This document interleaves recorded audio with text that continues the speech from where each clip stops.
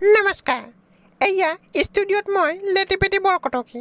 আজিৰ মুখ্য বাতৰিত আছে আমাৰ দেশত নিবনুৱা সমস্যা বৃদ্ধি পোৱাৰ বাবে চৰকাৰে ৰেলৰ পৰা লোহাৰৰ চকা খুলি টায়াৰৰ চকা লগোৱাৰ সিদ্ধান্ত লৈছে, যাতে বহুতো নিবনুৱাই টায়াৰত পাম দিয়াৰ চাকৰি কৰি নিবনুৱা সমস্যা সমাধান কৰিব পাৰে।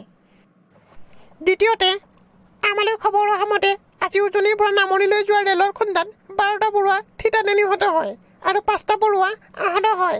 আহত পৰুৱাকেইটাক গুৱাহাটী GMCHত ভৰ্তি কৰোৱা হয় আৰু নিহত পৰুৱা 12টাক চৰকাৰী মৰ্যাদাৰে অন্তিম সৎকাৰ কৰা হয়। বিগ ব্ৰেকিং নিউজ, চৰকাৰৰ ডাঙৰ ঘোষণা। শেহতীয়াকৈ পাবজিৰ পৰা অৱসৰপ্ৰাপ্ত প্ৰতিজন পাবজি সৈনিকলৈ পেঞ্চনৰ ব্যৱস্থা, যাতে তেওঁলোকে কোনো সমস্যাৰ সন্মুখীন হ'ব লগা নহয়।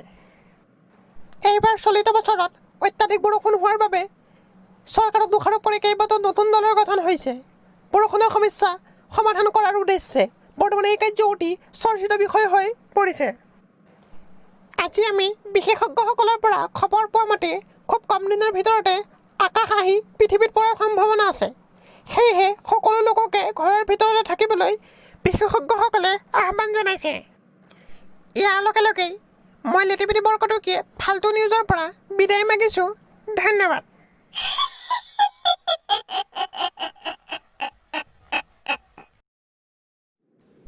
ভিডিঅ'টো চাই কেনে পালে কমেণ্ট কৰিবলৈ নাপাহৰিব। ভাল লাগে যদি লাইক এটাও কৰি দিব আৰু বেলেগলৈ শ্বেয়াৰো কৰি দিব। লগতে এনেধৰণৰ ভিডিঅ' আৰু যদি চাবলৈ মন আছে চেনেলটো ছাবস্ক্ৰাইব কৰি ঘণ্টাটো বজাই দিব। ধন্যবাদ।